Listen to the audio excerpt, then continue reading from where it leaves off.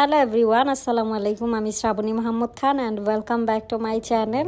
আজকে আমি French fry বানাইতেছি আমার ছেলের জন্য। আর আজকে আপনাদের সাথে ফ্রেঞ্চ ফ্রাই নিয়ে আমার জীবনের একটা ঘটনা শেয়ার করি, যেটা আমার স্কুল জীবনের। সময়টা ছিল 2016 আর আমি তখন ক্লাস 9-এ পড়তাম। আমি তখন মিরপুরে ছিলাম, প্রায় 2 বছর আমি মিরপুরেই ছিলাম।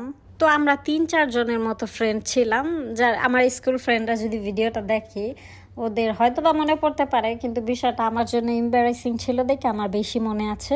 ফ্রেন্ডরা সবাই মিলে ওয়ান ডিশ পার্টি আয়োজন করেছিলাম, মানে সবাই একসাথে রান্না বান্না করে এক একটা ডিশ রান্না করে নিয়ে আসবো অ্যান্ড এক বাসায় খাবো, একটু এনজয় করব বা রাত কাটাবো এরকম।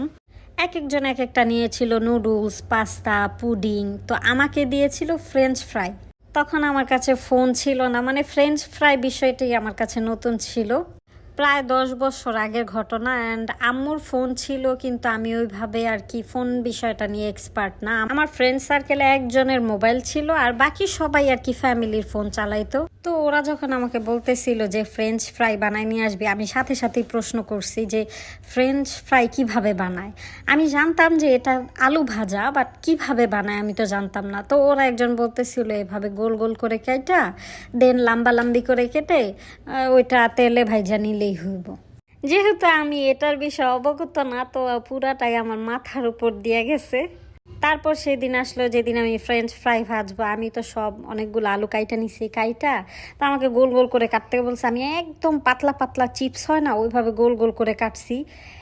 দেন ওই যে আবার বলছিল মাঝখান দিয়ে লম্বা লম্বা করে কাটতে। তো তখন আমি ভাবতেছিলাম এটা তো পুরো আলু ভাজি হয়ে যাইব, এভাবে কি খায়? মনে হয় এইভাবেই চিপসের মতো ভাইজা খায়। তো আমি গোল গোল করেই চিপসের মতো ভাইজা নিয়ে গেছিলাম, সাথে সস নিয়ে গিয়েছিলাম। তো সবাই ওয়ান ডিশ করে নিয়ে আসছে। দেন আমারটা খুশি, ওরা দেখে বলতেছে আয় হায়, এটা তো ফ্রেঞ্চ ফ্রাই না, এটা তো চিপস হয়ে গেছে।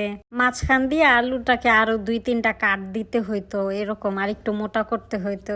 তো ওইটা আমার জন্য খুবই একটু লজ্জার বিষয় ছিল, যদিও ওরা ওইভাবে মিন করে কিছুই বলে নাই। দেন আমার বলতেছিল ইটস ওকে, এই চিপসও তো আমরা ভাইজা খাই, এটা দিয়ে আমরা সস দিয়ে খাই ফেলাইতে পারবো। দেন ওইটা শেষ হয়ে যায়।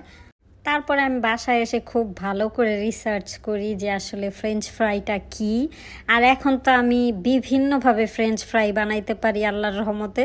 এবং আমার ফ্যামিলি মেম্বাররা সবাই বলে যে আমার ফ্রেঞ্চ ফ্রাই খুবই ভালো হয়, ইভেন দোকানের থেকে ভালো হয়, কারণ দোকানেরগুলো মাঝে মধ্যে লবণ থাকে না বা মুচমুচে থাকে না। সময় আমি যখন ফ্রেঞ্চ ফ্রাই বানাই আমার ছেলের জন্য বা আমার জন্য, আমার এই কথাটা মাথায় মনে এসে পড়ে।